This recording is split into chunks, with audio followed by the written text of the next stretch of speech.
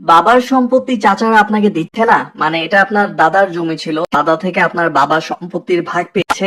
এখন আপনার বাবা জীবিত নাই, বাবা নাই, এই সুযোগ নিয়ে চাচারা আপনাকে আপনার বাবার সম্পত্তির ভাগ দিচ্ছে না। কিংবা দেখা গেছে আপনার মাতার বাড়ি থেকে আপনার নানার সম্পত্তি জমি জমার ভাগ পেয়েছে, কিন্তু মামারা সে আপনার মায়ের জমিটা আপনাকে দিচ্ছে না। এমন অবস্থায় কি করবেন? অবশ্যই যদি আপনি পড়ে যান যে বাবার জমি চাচারা দিচ্ছে না কিংবা মায়ের জমি মামারা দিচ্ছে না, তাহলে প্রথমত চেষ্টা করবেন স্থানীয়ভাবে আপোষের মাধ্যমে, বিচার সালিসের মাধ্যমে আপনার বাবা বা মায়ের সম্পত্তিগুলো উদ্ধারের। এটা আপনার সহজ প্রক্রিয়া ও সময় কম লাগবে। আর যদি আপনি স্থানীয়ভাবে আপোষের মাধ্যমে আপনার বাবা বা মায়ের সম্পত্তিগুলো উদ্ধার করতে না পারেন, তাহলে আপনাকে আদালতের আশ্রয় নিতেই হবে। এক্ষেত্রে একজন আইনজীবীর দ্বারস্থ হয়ে আপনাকে আদালতে পার্টিশন সুইট বা বাটোয়ারা মামলা করতে হবে।